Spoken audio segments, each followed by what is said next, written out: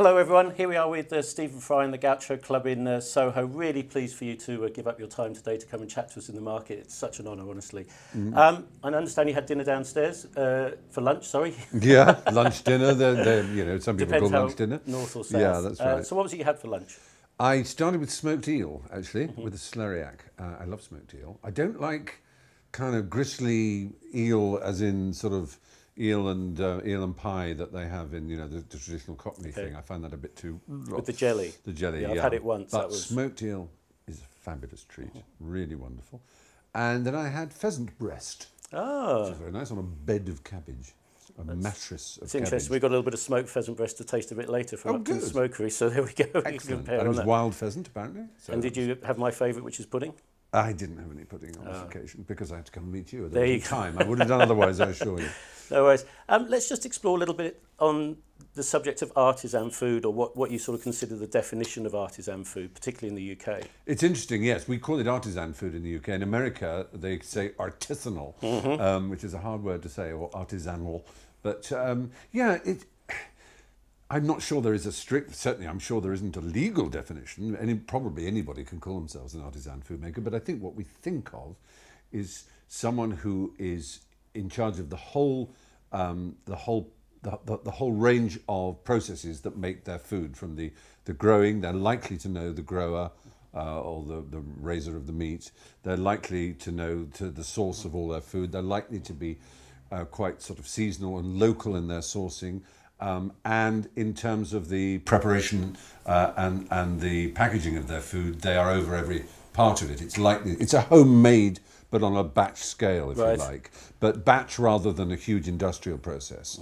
I think everybody who's involved will know how the food is made and so on. Right. You imagine that obviously these days everything has to obey the various safety and hygiene standards that are laid down, and for the most part, that's obviously good. Yep. Although we all like to moan about it, it is obvious that you don't want to buy food that isn't, properly and safely prepared. You don't want to get a bacterial infection from Absolutely something. not. And so there's that holds back, because we'd like to think it was all done in wooden pots and so on. Then of course, when you look at it, it's all hair nets and stainless steel. But then that's for hygiene reasons. We have a lady in the market, Sarah from Scottish Preserves, and we're down at a house in Southampton, and she's actually had the environmental health out. It's all been inspected and passed, and she actually still cooks in the kitchen at home. Oh, that's so great. She actually creates her scrumptious preserved range actually at home. Yeah. But it's all been approved under all the strict rules that any factory would follow. And I find that, to me, is what, and she's got a great story. She left work, she started cooking herself.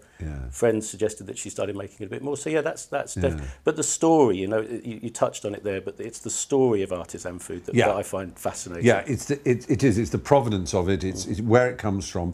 If it involves meat, they're likely to know the herdsman. They're likely to know where the pigs or the sheep or whatever are, how they're raised. Well, in many cases, they actually raise them themselves. And indeed, they're likely to, exactly. They're actually to prepare and grow the food that they then sell on. And and so one associates it with that level of what used to be called a cottage industry, I suppose.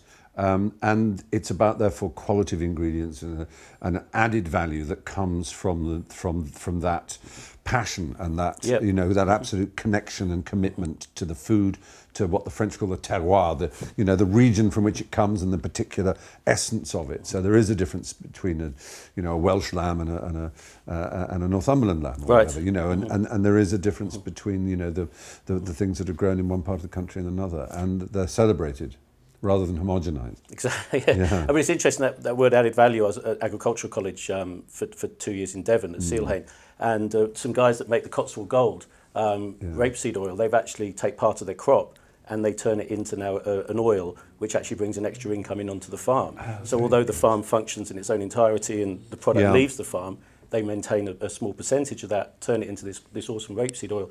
But it's actually bringing another income into a farming community, which that to me is perfect. Yeah. It's very good. I mean, there's so many reasons to like and admire it. I mean, whether you come from an ecological standpoint and the reduction of food miles and of various high energy processing techniques, whether you come from it from a point of view of the organic nature. A lot of artisanal food or artisan food is likely to be organic. It doesn't have to be by definition, but a lot of it is likely to be. Or whether you come to it from the point of view of just the pride in your own region and in the variety of foods that our country can sustain and provide. Just for example, cheese making. Just on that alone, one can be immensely proud of the small kind of micro cheese. Absolutely, we've got a small company called Cambus-May that make an unpasteurised cheese in Scotland. And their route to market is quite limited. But through something like the virtual farmers market, they actually get access to a much bigger audience. So that's really fascinating, guys. We're just going to go on and do some tasting, have some little morsels. We're just going to take a quick break, and we'll come back with some food tasting. Hurrah! So here we are. We're just going to have a taste of some of this amazing artisan food. I've selected out a few of them. We're just going to start with the Mr. Duck. Right. Roast. The hints in the name. Smoked duck. Smoked duck. A Frenchman in Acton. Now the thing that's really interesting is he smokes his own duck in the garden. Wow. So I got a little smokehouse. It's very, very smoked. It's highly smoked, but it's delicious. So proper artisan. He sources the ducks himself. They're free range. They're from France, but they're an amazing. It's all processed and done in the UK. But the thing he suggests with that is actually over roast potatoes. Yeah, that would work really well, wouldn't it? Really well. It's got so much flavour. It's very smoky. It's quite. It's actually. I also have it with a glass of Lefroy. Perfect. It goes so well. So Mr. Duck, he does a few other things. Now this is Upton Smokery. A lovely guy called Chris. Proper again artisan. This is smoked pheasant breast. Oh, nice. Also very good. Not as smoky, but more delicate. That's really subtle, actually. Yeah, very pleasant though. Very good. I mean. That would be good with all kinds of things, actually. Yep. Perfect starter, I would have thought. Terrific starter. And of course, I know I'd raid the fridge and have it on toast. You got one of those fridges that calls out your name, does it? I need one that goes. Or you can have a pig that is sensitive to light. Yeah. You put it in the fridge, and when you open the fridge door, the light comes on, and it goes to remind you what a pig you are. It's very unkind. But now I can see smoked salmon, is it, or trout? Yes. Now, this is really interesting. We've got smoked salmon from Declan in Kilvara over in Ireland. Right. Really nice guy. Got a great video on the website as well. Right. But we're also using it with dill mayonnaise from Casson's. Oh.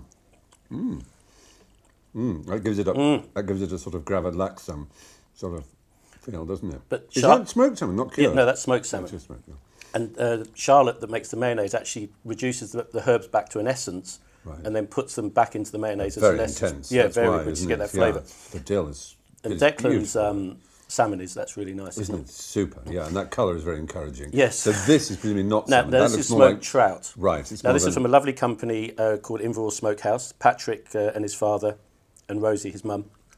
Called Interivew Smokehouse. Oh, yes, they're famous. Yeah. And it was, in fact, the video that I showed you of me and Patrick doing the little interview, which went really, really well. Yeah. And they sell them in Fortnum. Yes. No, absolutely. But it is, I mean, that's just such a, again, delicious. Perfect. Really fine, isn't it? Really fine. And you can know it's healthy. And presumably, I mean, people have an issue sometimes with salmon and now, of course, also with trout, I suppose, as to how farmed they are and how much the farming is almost a kind of aquatic vision of battery farming. But I know he likes the water to move all the time. No, he keeps it, again, on Facebook, guys, there's a great interview that we did, it's on YouTube as well, but he still hands feeds the fish, although they have other people farm the fish for them now, but it's still monitored. But it's just an amazing story. Because you don't want the fish to get kind of lazy. They've got to have muscle. But apparently it's this fast-flowing water that keeps the fish moving, and then that's what builds the strength up in the fish. Yeah. And I was listening to him as we were doing the interview, and I'm like, this is so interesting. Because you hear scary stories about them being given dyes to make the flesh brighter coloured, and antifungals that are very dangerous because they're very prone to fungus, aren't they? No, they're amazing guys, and they're really proper artisans. Love what they do. Now this is black bomber cheese from Snowdonia with hawk's head relish cranberry relish on it. So nice mix. That's very good mixture, isn't it? And they use whole cranberries in the relish. I find that the black bomber cheese it's got that sharpness. Yeah, it has. Which I do like a bit of a tack in cheese. And one of the notable things about artisan food in this country, particularly in the last 10 years, is that you will get things like that are totally non-native to Britain, like chilies, for example. I mean, there are a lot of quite famous chili growers in the West Country and Dorset and Devon these days. And Sussex. And in Sussex is there as well. Yes, there is, isn't there? That's right. And they make enormous range of everything from flaked chilies to chili jams and so on. And some people kind of go, that's not very British. But actually, neither is a tomato or a potato. That's very the whole true. the whole point about our agriculture is that it's able to absorb, the various products from around the world that suit our temperate climate. And chilies actually suit us very well. We've got the chili company, and they do 5 products in the market, of which 3 of them have won Great Taste Awards. But they planted 5,500 chilies on their farm, and they now produce all the food at all the ranges of heat. I guess. There. But no, it's really interesting. I do find that amazing when people actually grow the product as well. So it's good, and then turn it into a product. Yeah. Guys, we're just going to take a break. We're going to get the next set of samples out. So we'll see you in a minute.